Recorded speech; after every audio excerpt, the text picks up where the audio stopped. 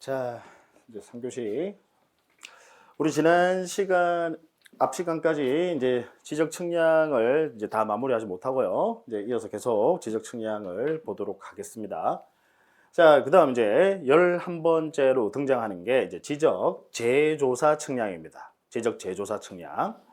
자, 이 지적 재조사 측량은 이제 뭘 말하냐면, 우리 이제 현행 지금 지적이라는 제도, 지금 우리가 쓰고 있는 이 지적이라는 제도의 최초 시작을요, 1905년으로 보는 견해도 있고, 1910년으로 보는 견해도 있습니다. 물론 그건 중요한 게 아니에요. 그건 시험에 나오는 건 아니고. 어쨌든 그 1905년, 1910년, 그 당시가 이제 뭐냐면, 우리나라에서는 역사적으로 봤을 때 상당히 암흑기였죠. 그죠? 일제시대.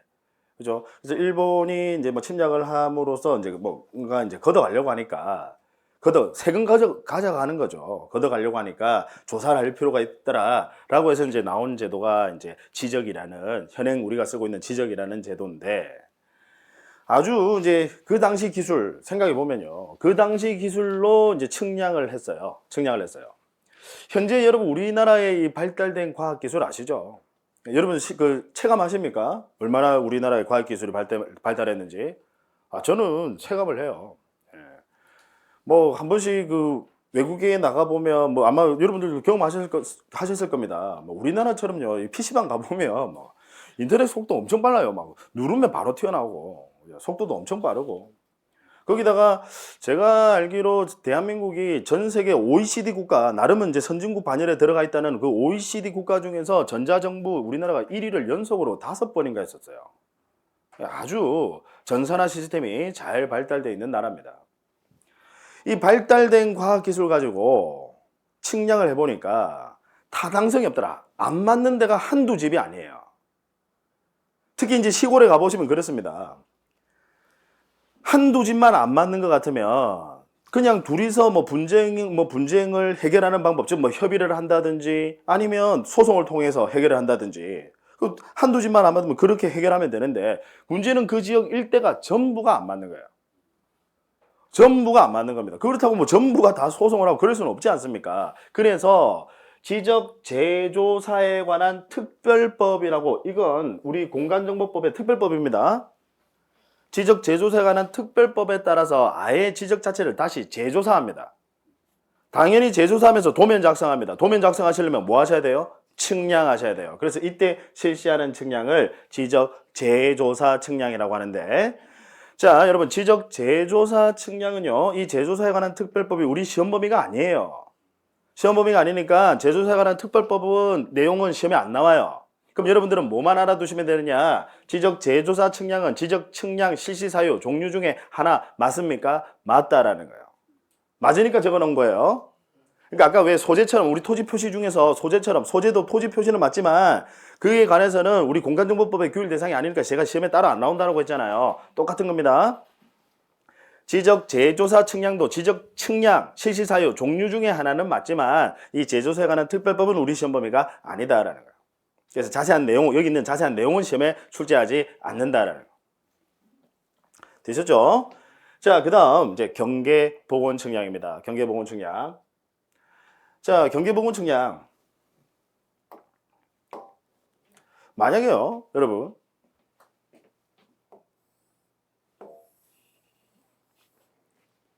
어떤 토지가 있는데, 자, X라는 토지가 있고 Y라는 토지가 있고요. 그 다음 이 X라는 토지 소유자는 갑이고 Y라는 토지 소유자는 을이다. 을인데, 자, 지금 여기 제가 지금 흰 선으로 꼽은 이게 현실의 경계입니다. 즉 갑과 을이 여기 지금 담장을 쌓아놓고 서로 살고 있어요. 자, 그런데 갑이, X 토지 소유자 갑이 을을 찾아갑니다. 야, 이 담장 이거 지금 잘못 쌓아진 거야. 내 토지의 경계는, 즉 내 토지의 소유권의 범위는 지금 여기가 아니라 가령 여기다라고 이렇게 주장을 합니다. 그랬더니 을이 아니야, 이 담장 지금 잘 쌓아진 거 맞아. 지금 여기 흰선 이게 우리의 경계 이게 맞아라고 주장을 합니다. 지금 서로 주장이 상반이 되는 거죠. 그럼 갑과 을 둘이서 뭘 하자고 합니까? 측량하자고 합니다. 우리 일반인들이 아는 지적 측량하면 이걸 보고 지적 측량이라고 해요. 그죠? 그러면 이건 뭐냐면 이미 여러분 도면은 작성되어 있어요. X토지, Y토지 도면은 작성되어 있습니다. 아까 제가 경계, 즉 소유권의 범위인 경계는 도면상의 경계를 의미하는 겁니까? 아니면 현실의 경계를 의미하는 겁니까? 현실의 경계를 의미하는 것이 아니라 도면상의 경계를 의미하는 것이다. 그죠? 도면상의 경계. 그럼 도면상에 있는 경계를 역으로 현실의 토지 위에 나타내셔야 됩니다. 이미 도면은 작성돼 있고요. 그 도면상에 있는 경계를 역으로 현실의 토지 위에 한번 나타내 봅니다. 그런데 가령 나타냈더니 여기더라. 그럴 수도 있잖아요. 네. 도면상에 있는 경계를 역으로 현실의 토지에 나타내봤더니 여기더라라는 거죠. 이게 도면상의 경계다라는 겁니다. 자, 그러면 질문. 갑의 X토지의 경계, 즉 갑의 X토지의 소유권의 범위는 이 파란색 선입니까? 흰 선입니까? 노란 선입니까? 파란색 선이죠. 왜냐? 경계, 즉 소유권의 범위, 경계는 도면상의 경계를 의미하는 것이지 현실의 경계를 의미하는 거 아니다 이 말이에요. 이해하시겠죠? 그래서 갑 X토지의 소유권의 범위는 이제 여기까지다. 그래서 갑은 괜한 짓 한 거죠. 무슨 양인지 아시겠습니까? 예. 네. 자, 물론 이 경우에 뭐 우리 지금 공시법 시험과는 관련이 없지만 이 경우에 갑이 주장할 수 있는 뭐 내용은 있습니다. 갑은 뭘 주장할 수는 있나요? 갑은요? 수요 취득을 주장할 수 있는 가능성은 있습니다. 왜냐? 갑이 지금 여러분 요 부분 소유유사로 점유하고 있었잖아요. 그죠? 거기다 만약 평온공년, 그 다음 만약 점유기간이 20년이 된다라고 한다면 그러면 갑은 시효 취득을 주장할 수 있는 가능성은 있어요. 지금 의미 아시겠죠? 어쨌든 갑의 X토지의 소유권의 범위는 우리 확고한 대법원 판례입니다. 일단 X토지의 소유권의 범위는 우리 판례는 경계라고 하는 것은 도면상의 경계를 말하는 것이지 현실의 경계를 의미하는 건 아니다. 그래서 이 담장 이거 잘못 쌓아진 거다 이 말이죠. 따라서 갑의 X토지의 소유권의 범위는 여기 제가 파란색 선 끈 이 도면상의 경계를 의미하는 것이다 라는 겁니다. 자, 그러면 다시 아까 이미 도면은 작성돼 있고 그 도면상에 있는 경계를 역으로 현실의 토지 위에 나타내기 위해서 여러분 뭐 하셔야 됩니까? 측량. 그래서 그때 실시하는 측량을 도면상에 있는 경계를 역으로 현실의 토지 위에 복원 다시 나타낸다 이 말이에요. 이해하시겠죠? 그래서 그걸 뭐라고 하는 겁니까? 경계 복원 측량이라고 합니다. 경계 복원 측량. 자, 그래서 다시 자, 여러분 지금까지 여러분들 쭉 보신 측량들 앞에 지금 우리 11가지 쭉 보셨잖아요. 지금까지 보신 측량들은 잘 생각하세요. 아주 중요한 우리 지적에서 아주 중요한 개념입니다. 여기 1번과 2번 둘 다 지적 측량이거든요. 측량을 해서 도면 세로 작성해도 지적 측량. 도면 작성돼 있고 그걸 역으로 토지 위에 나타내도 지적 측량. 둘 다 지적 측량이에요. 그럼 앞에 위에서 보셨던 그 11가지는 여기 1번과 2번 중에서 어디에 해당하느냐? 1번에 해당해요. 앞에 11가지는 1번에 해당한다고요. 즉 측량을 해서 도면을 새로 작성한 거죠.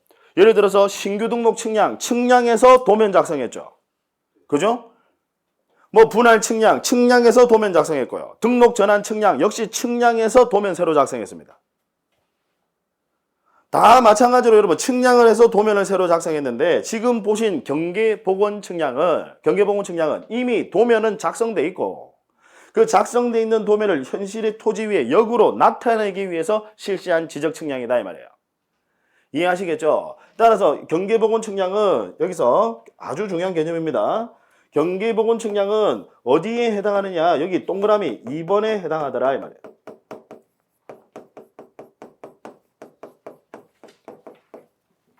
지금 이해하시겠습니까? 네. 자, 그러면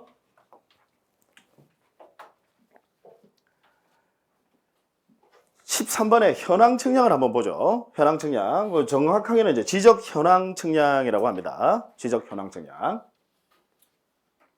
이 지적 현황 측량은 뭐냐면 여러분 토지 지상에 건축물이 없는 경우가 거의 많아요. 대한민국에 개발되지 않은 토지들이 훨씬 많으니까. 그죠? 건축물이 없는 토지가 많은데 건축물이 있는 토지들도 또 있지 않습니까? 그죠? 뭐 상대적으로 비율적으로 적다는 거지.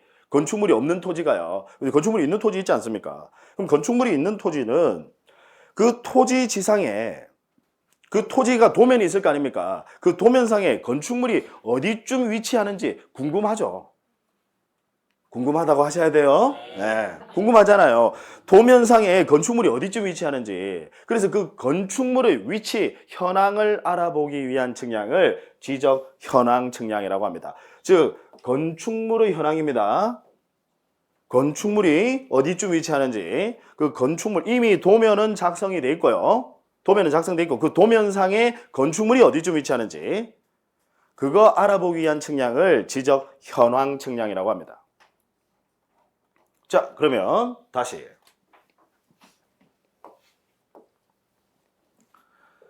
자, 지적 현황 측량. 우리 지적 측량, 이 두 가지를 지적 측량이라고 합니다. 측량 실시해서 도면 작성하면 지적 측량. 이미 도면은 작성돼 있고, 그 다음 반대로 역으로 토지에, 현실의 토지에 나타내기 위해서 실시하는 것도 지적 측량. 자, 그러면 마지막으로 나온 지적 현황 측량.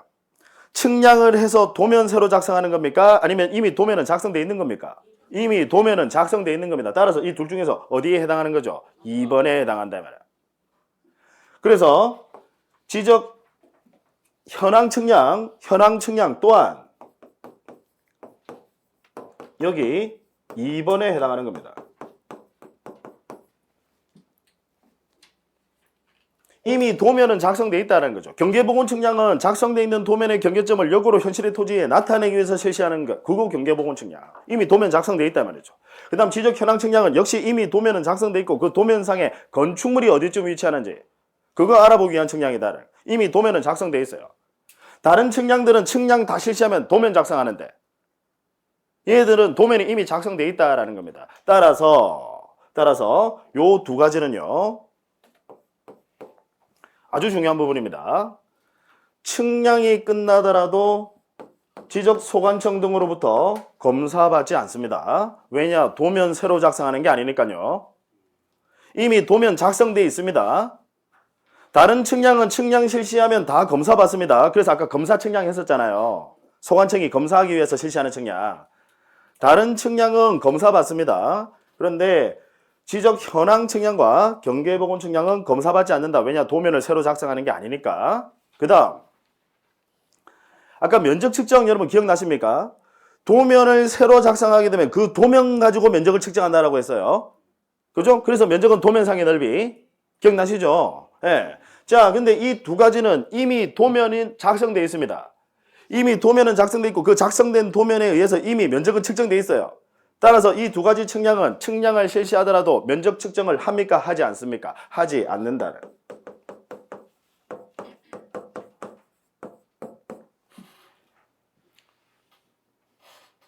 자, 우리 지적 측량 파트에서는 아주 중요한 부분이라서요. 과거 오래전부터 이걸 우리 수험계에서는 이렇게 암기를 했었습니다. 한참 오래전부터요. 아주 중요한 부분이니까 어떻게 암기를 했느냐. 현황 측량과 경계복원 측량. 현경이는 게을러서 아무것도 하지 않는다. 다른 건 다 하는데 현경이는 게을러서 아무것도 하지 않는다라고 이렇게 암기도 했었습니다. 요즘 시험은 근데 암기 가지고는 안 돼요. 물론 암기도 이런 중요한 부분들은 암기도 해두셔야 됩니다. 현경이는 게을러서 아무것도 하지 않는다라고 암기도 해두시고요. 그 다음 여러분들은 그 이유까지도 이해를 하셔야 됩니다. 다시 경계복원 측량과 지적 현황 측량은 측량을 실시해서 별도로 도면 작성하는 거 아닙니다. 이미 도면은 작성이 돼 있어요.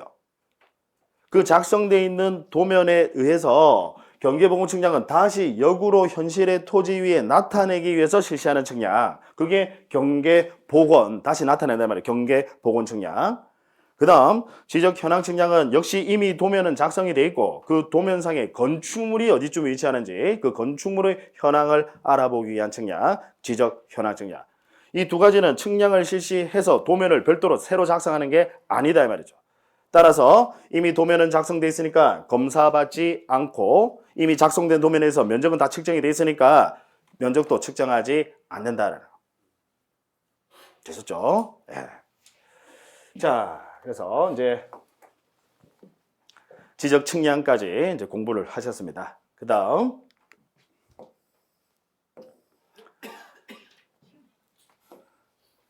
자, 이제 마지막 파트입니다. 우리 이제 토지 이동이라는 파트인데, 아까 우리 조금 전에 보셨던 그 지적 측량 파트에서는 시험에서 보통 12문제 중에서 거기서 한 2문제, 많을 때는 한 3문제가 나오는 경우도 있는데 보통 한 2문제 정도 시험에서 출제가 되고요. 그 다음에 이 토지 이동이라는 이 파트에서 보통 여기서 한 3문제, 많을 때는 한 4문제 정도가 출제가 됩니다. 근데 사실 토지 이동이라고 하는 것은요, 제가 일단 의미를 먼저 말씀을 드리면 토지 이동의 정의가 뭐냐, 옆에 적어뒀죠. 토지 표시가 새로이 발생하거나 변경이 되거나 소멸하는 것을 전부 다 토지 이동이라고 표현합니다. 자, 처음 하신 분들은 여기 토지 이동하면 여기 한자가요, 이자가 옮길 이자가 아닙니다. 뭐 토지는 움직이는 거 아니에요. 부동산인 거 알고 계시죠? 그죠? 옮길 이자가 아니라 다를 이자입니다. 다르게 바뀐다라는 뜻이에요. 뭐가? 토지 표시가. 그걸 토지의 이동이라고 합니다. 여러분, 토지의 표시는 권리관계입니까? 사실관계입니까? 토지의 표시, 소재, 지번, 지목, 면적, 경계, 권리관계예요? 사실관계예요? 사실관계입니다. 토지 표시는 권리관계가 아니라 사실관계, 즉 영어로 이야기하면 팩트죠. 사실관계다. 사실관계가 발생, 변경, 소멸하는 것을 이동이라고 표현합니다. 우리 권리관계가 발생, 변경, 소멸하는 것을 권리의 변동이라고 표현해요. 그래서 여러분 민법에 보시면 권리의 변동이라는 말이 나올 겁니다. 권리관계가 발생, 변경, 소멸하는 것을 권리의 변동. 그 다음 토지 표시는 권리관계가 아니라 사실관계. 이 사실관계가 발생, 변경, 소멸하는 것을 이동이라고 다르게 바뀐다라는 뜻이죠. 토지 이동. 그럼 여러분 용어 정의를 보면 아시다시피 토지 이동은 토지 표시와 밀접한 연관관계가 있습니다. 우리 맨 앞에서 나왔던 토지 표시. 그래서 보통 시험에서는요, 이 토지 표시와 토지 이동을 보통 합쳐서 여기서 한 7문항을 출제를 해요. 아시겠죠? 7문항 출제가 되고, 그 다음 지적 공부와 지적 측량, 여기서 한 5문항 정도를 출제를 합니다. 그래서 보통은 지적 공부에서 한 3문항을 출제를 하고요. 그 다음 지적 측량 파트에서 한 2문항을 출제하는 게 일반적인데, 가끔씩은 서로 뒤바뀌는 경우도 있어요. 측량에서 3문제가 나오고, 뭐 지적 공부에서 2문제가 나오는 경우도 뭐 가끔씩 있는데, 거의 대부분은 지적 공부 파트가 조금 더 출제 비중이 높습니다. 지적 측량보다는. 근데 비중은 아시겠죠? 네. 자, 그러면 이제 토지 이동 사유들을 보실 건데, 이 토지 이동 사유는 토지 이동의 사유들을 이제 쭉 보실 건데, 이 사유는 열거가 아니라 예시입니다. 아까 우리 지적 측량은 실시 사유 종류 13가지 전부라고 했습니다. 근데 토지 이동은 지금 여기 나와 있는 여러분들 지금 프린트본에 나와 있는 게 총 몇 가지나 나오죠? 10가지가 나와요. 이 10가지는 예시입니다. 다만 여러분들 시험은 이 10가지를 벗어나지 않습니다. 예시들이다라는 거. 자, 먼저 첫 번째 신규 등록입니다. 아마 용어를 보시면 아시다시피 지적 측량 파트에서 거의 공부했던 내용에 역시 또 거의 중복입니다. 자, 신규 등록 뭔지 아시죠? 바다를 매립을 하였을 때 토지가 새로 표시가 발생했다, 그죠? 맞잖아요. 바다는 토지 아닌데 매립을 했으니까 이제 토지 표시가 새로 발생한 거죠. 뭐예요? 토지 표시가 새로 발생했습니다. 그럼 뭡니까? 토지 이동. 그러니까 당연히 신규 등록은 토지 이동 사유죠. 그죠? 신규 등록은 토지 이동 사유입니다. 왜냐하면 토지 표시가 새로 발생했으니까 토지 이동 사유입니다. 그럼 여러분들은 이제 공부를 어떻게 하셔야 되느냐? 어떻게 체계를 잡으셔야 되느냐? 신규 등록은 토지 이동 사유에는 해당하나 지적 측량 실시 사유에는 해당하지 않는다. OX. 너무 말이 빨랐나요? 방심하지 마세요. 그러니까 언제 질문이 나갈지 모르니까. 신규 등록은 토지 이동 사유에는 해당하나 지적 측량 실시 사유에는 해당되지 않는다. X다, 그죠? 신규 등록은 토지 이동 사유에도 해당하고, 잘 생각하세요. 새로 등록해야 되니까 도면 작성하셔야 돼요. 도면 작성하시려면 뭐 하셔야 돼요? 지적 측량하셔야 된다면. 따라서 신규 등록은 토지 이동 사유에도 해당하고 지적 측량 실시 사유에도 해당한다. 이제 어떻게 공부하는지 아시겠죠? 네. 그 다음 등록 전환입니다. 자, 등록 전환. 아까 미개발 토지를 개발 행위를 함으로써 일반적 개발로 바꾸는 거예요. 등록 전환. 그러면 자, 임야대장, 임야도에 등록되어 있는 토지를 이제 토지대장 지적도로 옮겨서 등록을 합니다. 그걸 등록 전환이라고 하는데, 자, 등록을 전환하게 되면 일단 토지 표시 중에서 뭐가 바뀌는지를 한번 생각해 보자고요. 자, 여러분, 여기 근처에 있는 산을 깎습니다.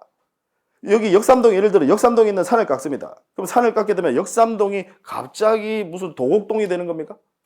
아니다, 그죠? 따라서 등록을 전환한다고 소재가 바뀝니까? 아니에요. 소재가 바뀌는 것은 아닙니다. 그 다음, 이제 토지 표시 중에서 이제 두 번째, 지번. 자, 등록을 전환하게 되면 지번은 바뀌느냐? 나중에 이제 지번 파트에 들어가면, 우리 이제 다음 시간에 들어가면요. 오늘 말고 이제 다음 시간에 가면 이제 자세하게 또 배우실 건데. 자, 아까 개발되지 않은 토지, 임야대장, 임야도에 등록되어 있는 토지는 지번을 부여할 때 아라비아 숫자 앞에 산자를 붙이도록 되어 있습니다. 그래서 예를 들어서 산 48이에요. 산 48. 그러면 아까 개발되지 않은 토지, 임야대장, 임야도에 등록하는 토지는 지번 부여할 때 앞에 아라비아 숫자 앞에 산자 붙이는 거예요. 그럼 이걸 이제 자, 등록을 전환시킵니다. 이제 토지대장 지적도로 옮겨서 등록을 하죠. 그러면 여기 있는 지번 부여할 때 산자만 떼느냐? 아니에요. 지번 새로 부여합니다.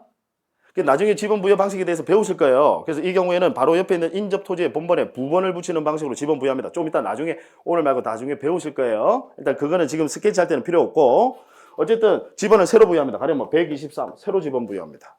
지번 바뀝니까? 바뀌지 않습니까? 바뀌죠. 일단 지번 바뀌니까 토지동이에요. 토지 표시 중에서 뭐라도 바뀌면 토지동입니다. 이해하시겠죠? 따라서 당연히 등록 전환 지번 바뀌고요. 그 다음 지목은 어떨까요? 지목은요. 자, 여러분 왜 등록을 전환하는 겁니까? 개발 행위를 하니까 등록을 전환하는 거죠.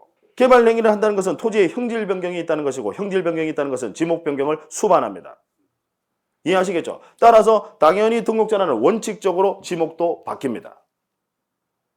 등록을 전환한다. 개발 행위를 하니까 등록을 전환하는 거니까 원칙적으로 지목도 바뀝니다. 이제 제가 왜 원칙이라는 표현을 쓰냐면 예외가 있긴 있어요. 그래서 그 예외가 나중에 토지 이동 파트 가면 또 자세하게 배우실 겁니다. 외우는 방법도 다 있고 하니까 너무 걱정하지 마시고 일단은 스케치. 그럼 지목도 바뀐다. 면적과 경계는요. 등록을 전환하게 되면 자, 아까 제가 임야도는 원칙적으로 얼마의 축적을 쓴다라고 했죠? 6,000분의 1. 그 다음 일반적 개발은 지적도 일반적 개발은 1200분의 1. 그럼 정밀도가 훨씬 높은 1200분의 1의 축적으로 도면을 작성해서 그 도면 가지고 면적을 측정합니다. 이해하시겠죠? 예. 그러면 오차라는 건 발생할 수밖에 없습니다. 무슨 이야기인지 아시겠죠? 여러분 왜 100% 순금 없는 거 알고 계시죠?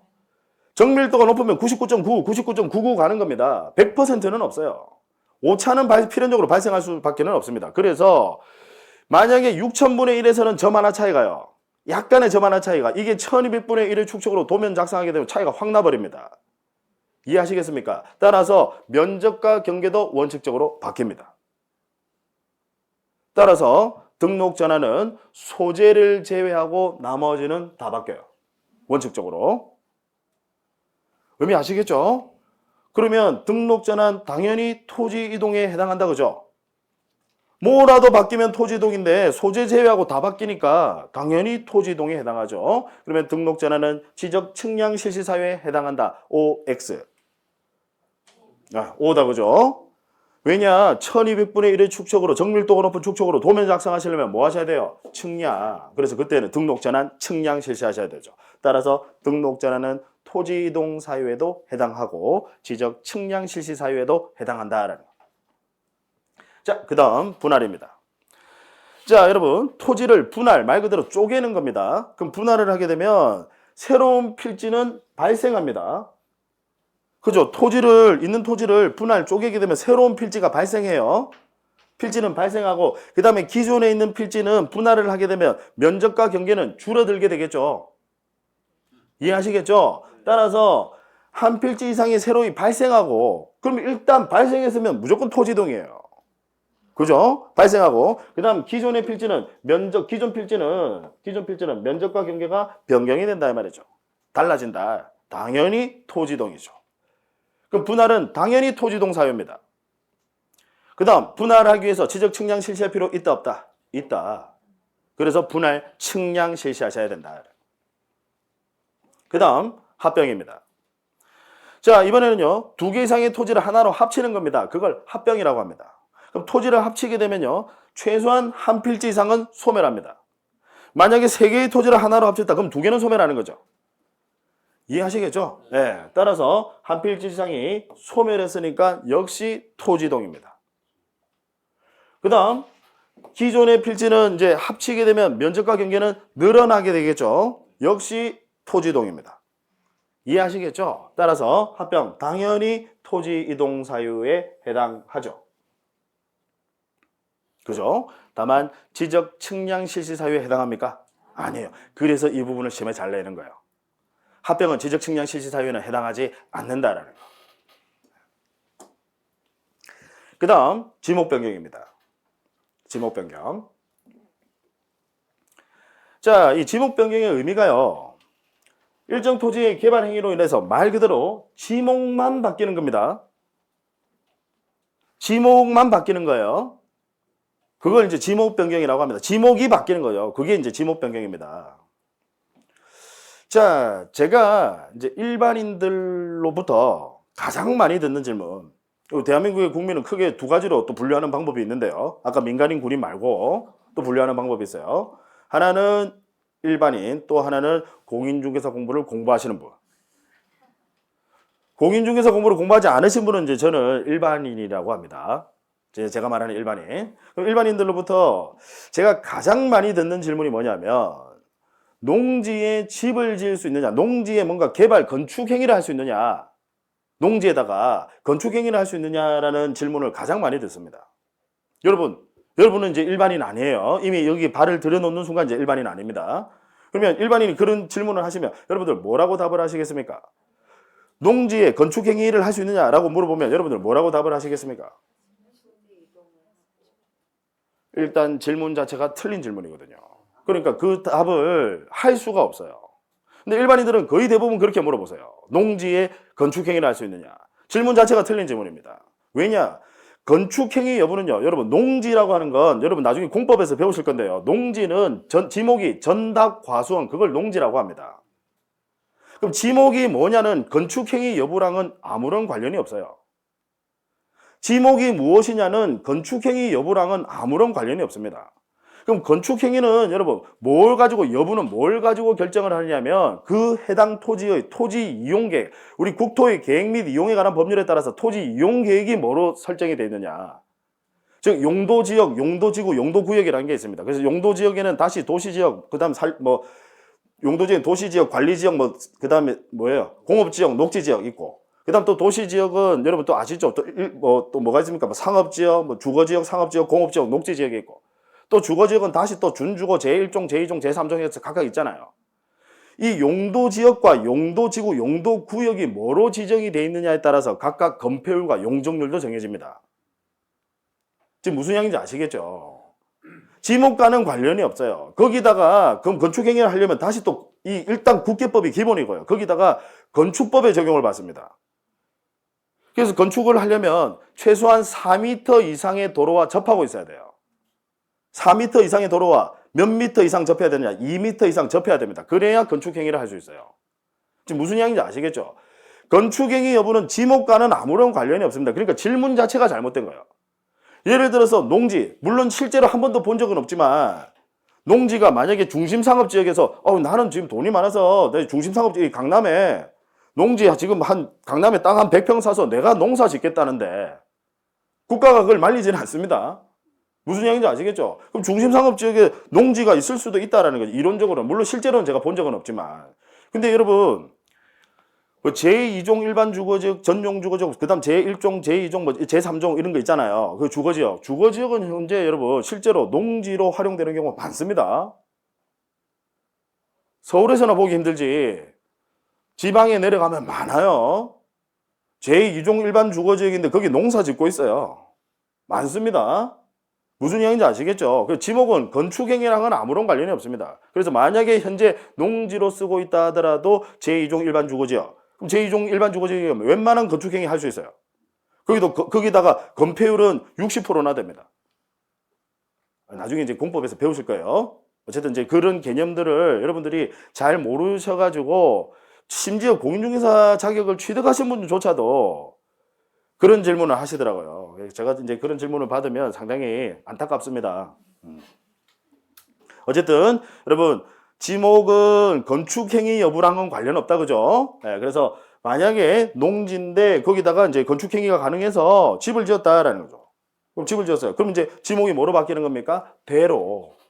이해하시겠죠? 그럼 지목만 바뀌는 거예요. 그걸 뭐라고 합니까? 지목 변경. 지목 변경. 자, 그러면 지목 변경은 토지 이동 사유 맞습니까? 맞죠? 토지 이동 사유. 당연히 토지 표시 중에서 뭐라도 바뀌면 토지 이동이니까. 그럼 지목 변경은 당연히 토지 이동 사유입니다. 지적 측량 실시 사유에 해당한다. OX. 지목 변경은 토지 이동 사유에 해당하는데 지적 측량 실시 사유에 해당한다. OX. X 면적 경계랑 관련 없잖아요. 그죠? 그래서 제가 아까 면적 경계 도면 지적 측량하면 면적 경계 도면 그것도 올리시라고요.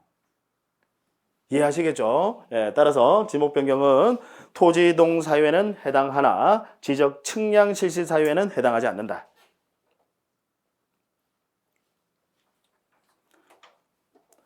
뭐 농지에다가 집 짓다고 도면 새로 그리고 하는 거 아니에요. 예, 지적 측량하지 않습니다. 그 다음 해면성 말소. 자, 토지의 전부가 바다가 됐어요. 일단 토지 전부가 바다가 됐어요. 바닷가에 있는 토지가 바닷물이 들어와서 이제 영구적으로 빠져나가지 않습니다. 전부가. 그러면 토지 표시가 소멸했다 그죠? 토지이동 맞습니까? 맞아요. 토지이동 맞죠? 소멸했으니까 토지이동. 그럼 이 경우에 지적 측량 실시합니까? 아니다 그죠? 그래서 이때는 지적 측량 실시 사유에는 해당하지 않습니다. 슬퍼만 하시면 된다고 했잖아요. 근데 토지 일부가 바다가 됐어요. 토지 일부가 바다가 됐어요. 그럼 그때는요. 측량하셔야 되고 이때는 면적과 경계가 다 바뀌게 된다 그죠? 토지 일부가 바다가 됐으니까 면적과 경계가 변경이 된다 그죠? 그럼 변경이 되니까 토지이동 맞습니까? 맞죠. 즉 정리하면요. 토지의 전부가 바다가 돼도 토지이동. 그 다음 토지의 일부가 바다가 돼도 토지이동. 왜냐하면 면적 경계 달라지게 되는 거니까 토지이동. 둘 다 그러니까 토지이동이다 그죠? 그러니까 해면성 말소는 전부 다 토지이동입니다. 다만 토지의 전부가 바다가 되었을 때는 지적 측량 실시 사유에 해당하지 않는다라는 거. 구별하시겠습니까? 네. 그 다음 축적 변경. 자, 이제 축적 변경의 의미, 지적도 내에서 소축척을 대축척으로, 즉 일반적으로 지적도 내에 있다라고 하는 것은 일반적인 개발은 된 토지입니다. 그죠? 그걸 다시 대축척으로, 즉 체계적 개발로 바꾼다 이 말이죠. 이해하시겠죠? 예. 자, 그러면 그걸 축척 변경이라고 합니다. 그럼 축척 변경은 토지 이동 사유가 맞느냐? 예, 맞아요. 일단 맞으니까 적어 놓고요. 그럼 토지 표시 중에서 소재, 자, 여러분 체계적으로 개발을 한다고 소재가 달라지게 되는 겁니까? 아니에요. 소재는 바뀌지 않습니다. 그 다음 지번은 어떨까요? 나중에 배우실 건데요. 축적 변경의 경우에도 지번 새로 부여합니다. 그래서 지적 확정 측량 실시 지역의 지번 부여 방식을 준용합니다. 나중에 배우실 거예요. 체계적으로 개발하게 되면 지번 새로 부여합니다.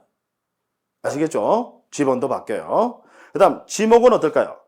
지금 개발이잖아요. 체계적 개발 아닙니까? 축적 변경 체계적 개발입니다. 개발하면 형질 변경, 형질 변경하면 지목 변경. 그러니까 지목 변경도 수반됩니다. 지목도 바뀌죠. 그 다음 면적과 경계는요. 아까 등록 전환이랑 똑같은 논리입니다. 등록 전환은 6,000분의 1에서 1,200분의 1. 지금 축적 변경은 1,200분의 1에서 500분의 1. 가장 큰 대축척으로. 그럼 정밀도가 높은 500분의 1의 축척으로 도면을 새로 작성하게 되면 1200분의 1에서는 약간의 차이가 500분의 1에서는 차이가 확 나버린다고요. 면적과 경계도 달라질 수 있습니다. 이해하시겠죠? 따라서 축적 변경은 역시 소재를 제외하고는 원칙적으로 토지 표시가 모두 다 변경이 됩니다. 소재 제외하고는요. 따라서 당연히 토지이동이죠. 그 다음 축적 변경을 하게 되면 500분의 1 정밀도가 가장 높은 대축척으로 도면 작성하셔야 됩니다. 뭐 하셔야 돼요? 측량. 그래서 축적 변경은 당연히 토지동 사유에도 해당하고 지적 측량 실시 사유에도 해당합니다.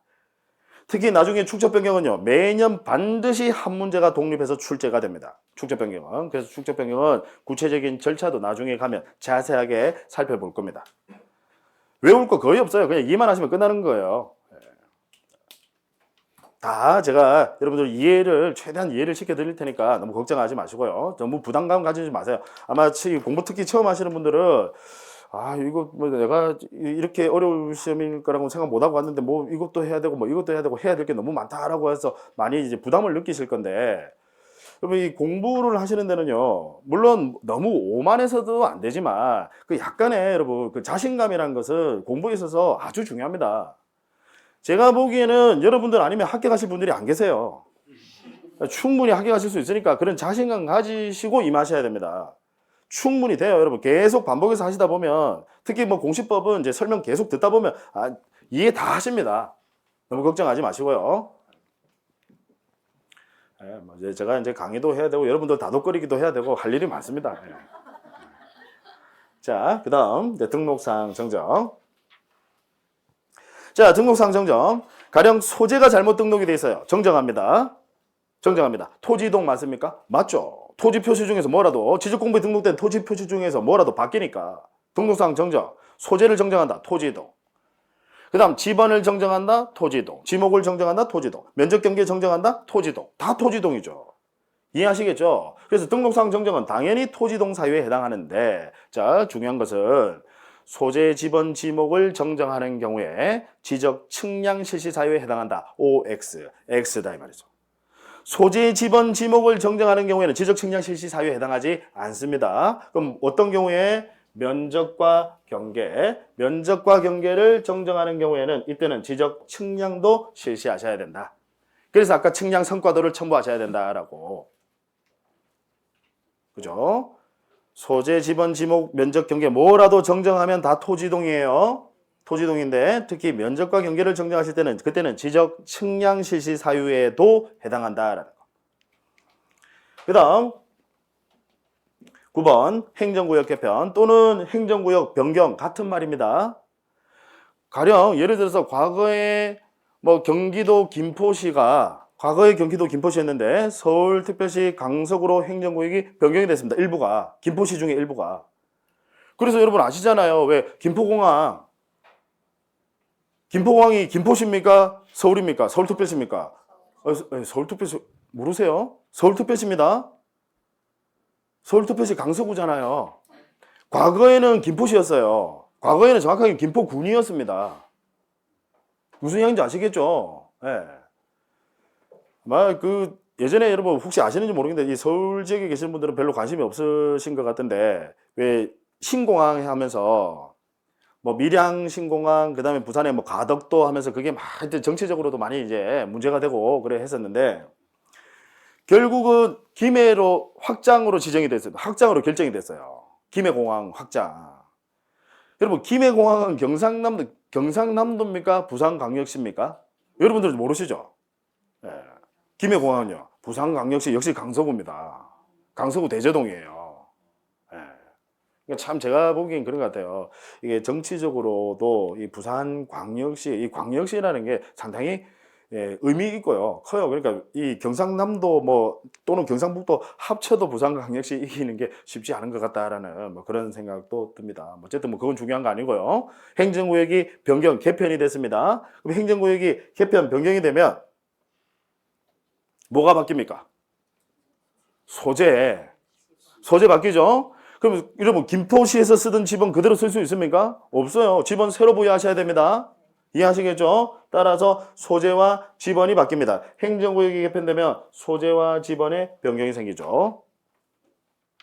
이해하시겠죠? 자, 그 다음 이제 지번 변경인데요. 지번 변경. 지번 변경은 이제 뭘 지번 변경이라고 하느냐면, 아까 여러분 지번은요, 누가 부여한다라고 했죠? 지적소관청이 지번 부여 지역별로 차례대로 부여합니다. 북서기본법에 의해서 차례대로 부여합니다. 그래서 1번 옆에 2번이 있고 2번 옆에 3번이 있고 그래요. 차례대로 부여를 하는데, 지번을 오랫동안 쓰다 보면요, 특히 분할과 합병입니다. 나중에 여러분 배우실 건데요. 분할을 하게 되면 지번이 새로 생겨요. 그죠? 합병을 하게 되면 있던 지번이 없어집니다. 특히 토지이동 중에서 분할과 합병이 계속해서 이제 발생하게 되면 나중에는 지번이 무질서하게 배열이 돼버립니다. 그래서 갑자기 1번 옆에 100몇 번이 나오는 경우도 있어요. 무슨 이야기인지 아시겠죠? 그러면 지번 부여 취지 자체가 몰각이 되는 거죠. 왜 번호라는 거 왜 부여하는 거예요? 그죠? 처음에 예를 들어 키 큰 사람이 1번, 우리 학생들 키 큰 사람이 1번, 그 다음 2번, 3번 해서 키 순서대로 쭉 해줬어요. 근데 나중에 방학이 딱 지나고 보니까 우리 젊은 특히 이제 남자 학생들, 뭐 여자 학생들도 그렇지만 키가 이제 어떤 애는 막 쑥쑥 자라고 하니까 이게 번호를 부여한 의미가 없어져 버려요. 그래서 예전에 제가 학교 다닐 때 번호 다시 바꾸는 경우도 있습니다. 다시 순서를 세우더니 번호를 다시 하더라고요. 마찬가지입니다. 갑자기 1번 옆에 100몇 번이 나오니까 지번 부여 취지 자체가 몰각이 되는 거예요. 그래서 우리 지적소관청, 아까 지번 부여 누가 한다라고 했죠? 지적소관청. 지적소관청이 한두 필지만 하는 게 아니라 이게 대량이니까 혼자서 독단적으로는 하지 못하고 대도시시장 등의 승인을 받습니다. 그래서 승인을 받아서 지번을 새로 부여합니다. 그걸 뭐라고 합니까? 지번 변경이라고 해요. 이해하시겠죠? 그럼 뭐가 바뀌는 거죠? 뭐만 바뀌는 거죠? 지번만 바뀌는 겁니다. 당연히 토지이동이죠. 자, 그러면 행정구역 개편과 지번 변경은 토지이동 사유에는 해당됩니다. 그죠? 지적 측량 실시 사유에 해당한다? OX. X죠. 그죠? 지적 측량 실시 사유에는 해당하지 않습니다. 면적 경계 도면과 관련 없으니까요. 이해되시죠? 네. 자, 그래서 지번 변경은 지번이 변경이 되므로 지번만 바뀐다 이 말이죠. 따라서 당연히 토지이동에 해당하죠. 그 다음 마지막 도시개발 사업을 포함한 토지개발 사업. 자, 아까 제가 우리 지적 측량 파트에서 이 도시개발 사업 토지 및 이거 한꺼번에 이제 토지개발 사업이라고 한다라고 했죠. 얘가 나오면 반드시 떠올리셔야 되는 지적 측량. 낙후된 지역 쭉 밀고 새로운 신도시 건설하는 겁니다. 필지부터 새로 획정을 하죠. 지적을 새로 정합니다. 무슨 측량? 지적 확정 측량. 용어 이제 반드시 바로 나오셔야 돼요. 도시개발 사업, 토지개발 사업 하면 지적 확정 측량. 지적 확정 측량 하면 도시개발 사업. 자, 그러면 한번 생각해 보면 낙후된 지역이 있습니다. 쭉 밀고요. 아예 필지부터 새로 획정합니다. 체계적으로 개발을 하는 거죠. 자, 체계적으로 개발을 합니다. 소재 바뀝니까? 뭐 쭉 밀고 새로 개발한다고 여러분 당장 소재가 바뀌는 건 아닙니다. 여러분 행정구역 바뀌려면 일정 그 요건 다 갖춰야 돼요. 예를 들어 광역시 같은 경우에는 여러분 그 우리 인구 요건 같은 것도 있어요. 광역시가 되려면 여러분 인구가 몇 만 이상 돼야 되는 줄 아십니까? 물론 우리 시험과는 관련 없습니다. 100만 이상 돼야 돼요. 광역시가 되려면 그런 요건 다 갖춰야 됩니다. 뭐 체계적으로 개발한다고 갑자기 행정구역 변경되고 그런 거 아니에요. 이해하시겠죠? 따라서 자 체계적 개발한다고 해서 뭐 도시개발 사업한다고 해서 행정구역이 변경되는 것은 아닙니다. 즉 소재가 바뀌는 건 아니에요. 그럼 지번은요? 바뀌겠죠. 쭉 밀고 필지부터 새로 획정하니까 지번 새로 부여해야 될 거 아닙니까? 지번 당연히 바뀝니다. 그 다음 지목은요? 바뀌죠. 체계적 개발이니까. 지목 바뀌죠. 면적 경계는요. 네, 달라져도 한참 달라집니다. 완전히 필지부터 새로 획정하니까요. 이해하시겠죠? 네, 따라서 당연히 토지 이동에 해당합니다. 소재 제외하고는 다 바뀌어요. 소재 제외하고는 전부 다 바뀝니다. 당연히 토지 이동에 해당하고 그럼 지적 측량 실시 사유에 해당합니까? 하죠. 무슨 측량? 지적 확정 측량. 지적 확정 측량. 자, 그다음 지금 우리 이제 토지 이동까지 다 봤습니다. 그럼 이 토지 이동 파트에서 여러분들이 조금 눈여겨보셔야 될 부분이 있어요. 이제 뭐냐면 토지 이동 파트에서 자, 등록전환.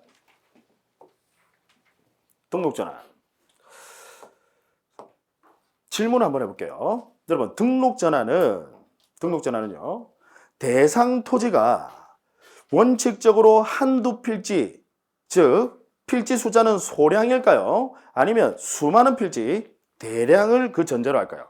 소량일까요? 대량일까요? 등록전환은요? 소량입니다.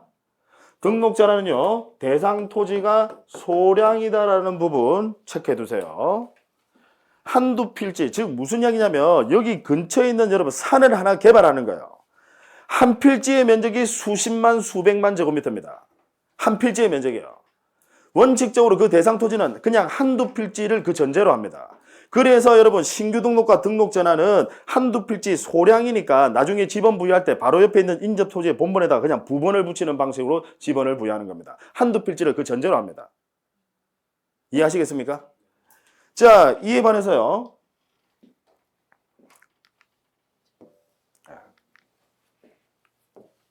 축적 변경. 등록 전환과 축적 변경 구별하셔야 돼요. 자, 축적 변경은요. 축적 변경은 일반적으로 개발이 되어 있는 이 토지들을요. 아예 체계적으로 개발하는 겁니다. 즉 신도시 건설한다 생각하시면 돼요. 체계적으로 개발을 하는 겁니다. 한두 필지만 그 대상으로 합니까? 아니면 수많은 필지 대량입니까? 수많은 필지 대량입니다. 대량이다. 그래서 나중에 여러분 지번 파트 가시면요. 이제 본격적으로 지번 파트 들어가시면 이 부분을 이제 여러분들 배우실 건데요. 등록 전환이라고 하는 것은 한두 필지 소량, 한 필지의 면적이 넓어서 그렇지 한두 필지 소량을 전제로 하기 때문에 그냥 지번을 부여할 때 바로 옆에 있는 인접 토지 본번에다가 바로 옆에 그냥 부번을 붙이는 방식으로 한두 필지니까 부번을 붙이는 방식으로 지번을 부여하는데 축적 변경은요. 한두 필지가 아니라 대량이단 말이에요. 그래서 대량이니까 대량인데 여기다가 뭐의 1, 뭐의 2, 뭐의 1000 이건 곤란하다 이 말입니다. 대량이니까 그래서 얘는 지번을 부여할 때 어떻게 하냐? 본번으로 부여합니다. 대량이니까요. 자, 그래서 이 부분은요. 나중에 지번 파트에 들어가시면 또 자세하게 여러분들에게 설명을 드리고 배우시게 될 겁니다. 자, 오늘 여러분 지금 이 내용들 우리 지적법의 처음부터 끝까지를 다 살펴봤습니다. 자료를 통해서 그냥 같이 다 한번 공부를 해봤는데 항상 제가 강조를 드리는 게 여러분 이 체계와 원리를 이해하시는데 초반에 집중을 하셔야 돼요. 그래야 암기 부담을 줄입니다. 그래서 오늘 했던 수업을 꼭 여러분 다시 동영상을 통해서 복습을 한번 해 주시기를 당부 말씀을 드립니다. 자, 그 다음 여러분 이제 우리 같이 앞에서 제가 문제 한번 풀어보시라고 한 거 있죠. 네. 간략하게 해설을 하고 마치도록 하겠습니다. 네. 자, 1번 같이 한번 풀어보죠. 토지의 지번, 지목, 면적, 경계 또는 좌표는 토지 표시에 해당하나 토지의 소재는 토지 표시에 해당하지 않는다. X 틀렸다 그죠? 소재는 아까 말씀드린 대로 소재도 토지 표시다라는 점 주의하셔야 돼요. 소재도 토지 표시입니다. 행정구역 토지 표시입니다. 다만 이 소재와 관해서는 자세한 내용은 우리 시험 범위가 아니니까 공간정보법의 규율 대상이 아니에요. 근데 소재가 아예 토지 표시가 아니다라고 하시면 안 돼요. 이 부분. 그 다음 2번 지번은 각 필지에 부여하여 지적공부에 등록한 번호를 말하는데 그 번호 즉 숫자를 말하는데 지번은 북동에서 남서 이렇게 시험에 잘 내요. 북동에서 남서 OX, X. 북서에서 남동이죠. 북서에서 남동. 그래서 이번도 X예요. 그 다음 3번. 역시 시험에 이렇게 출제를 합니다. 토지, 지목은 토지의 형상에 따른 분류, 생긴 모양에 따라서 분류한다? 아니다죠. 형상에 따른 분류가 아니라 뭐예요? 이용, 용도에 따른 분류입니다. 형상에 따른 분류가 아니다. 이렇게 시험에 잘 냅니다. 형상 아니에요. 속으시면 안 돼요. 생긴 모양 가지고 구분하는 거 아니다라는 거. 평지인데도요. 개발되지 않은 토지는 지목을 임야로 설정합니다. 산만 임야 아니에요.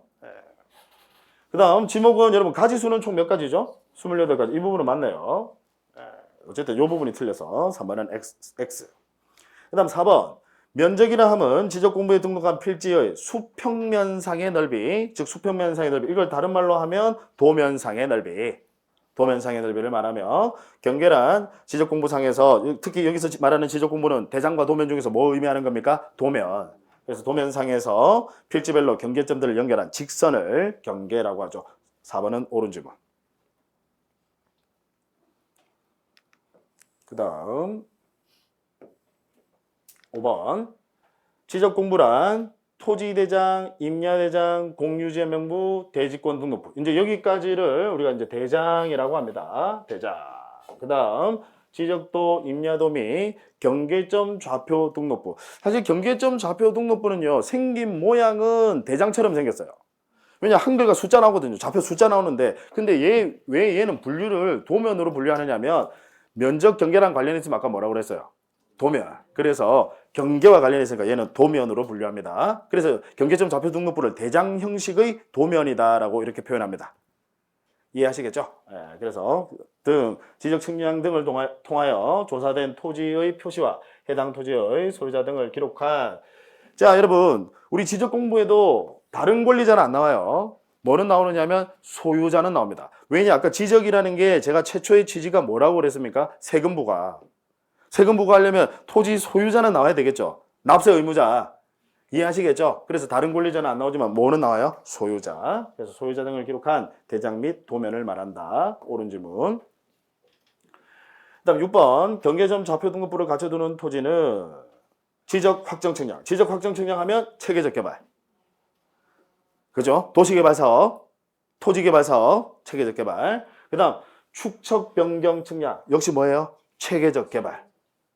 일반적 개발을 체계적 개발로 바꾼다. 지적도 내에서 소축척을 대축척으로.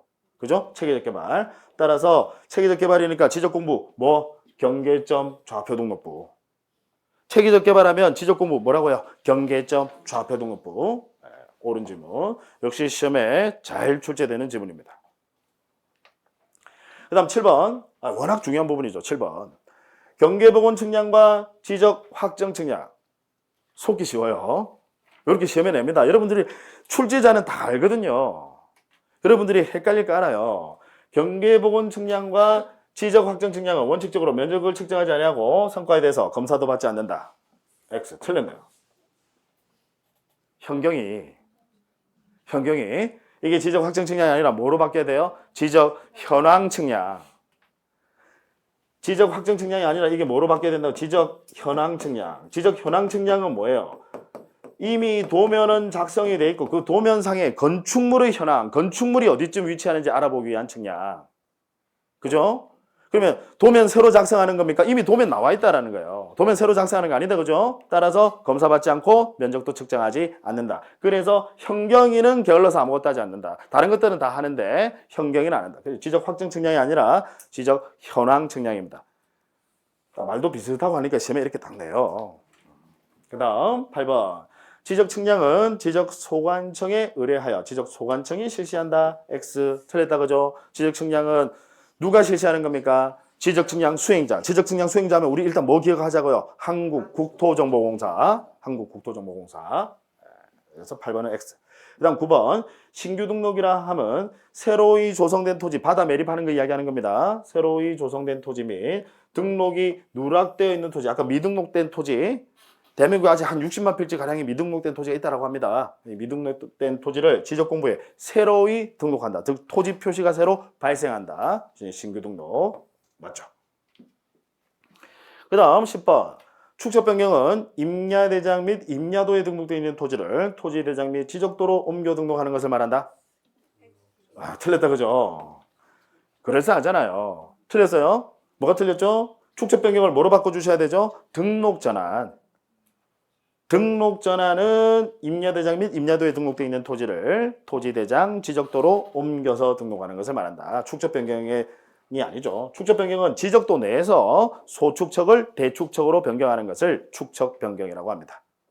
구별하시겠죠? 네. 자, 오늘 여기까지. 자, 장시간 고생 많으셨습니다. 제가 사실 오늘 이제 이 수업을 하면서 조금은 예전에 비해서 너무 이 수험에 바로 직접적으로 좀 들어간 경향이 있습니다. 근데 사실 이제 우리 좀 이 메가랜드에서 지금 추구하는 바가 좀 더 빨리 시작을 해서 좀 더 빨리 이제 이 좀 안정권에 들어가게끔 하자라는 그런 취지로 조금 약간 뭐 서두르는 뭐 그런 이 나름에는 이게 컨셉입니다. 예, 그래서 그렇게 했는데 아마 뭐 제 개인적인 생각으로도 여러분들에게 많은 도움이 될 거다라고 생각을 합니다. 그게. 예, 근데 뭐 11월, 12월이라고 너무 느슨하게 공부를 하시다가 갑자기 막 1월에 가시면 띵해지거든요. 그러니까 조금 여러분들도 이렇게 조금 더 깊이 있게 뭐 들어가기는 했는데 너무 부담감 가지지 마시고요. 기초 과정이니까 너무 부담감 가지지 마시고 그냥 제가 이제 수업한 내용만 좀 복습하시기를 꼭 부탁드리겠습니다. 자, 고생 많으셨고 다음 시간에 뵙도록 하겠습니다.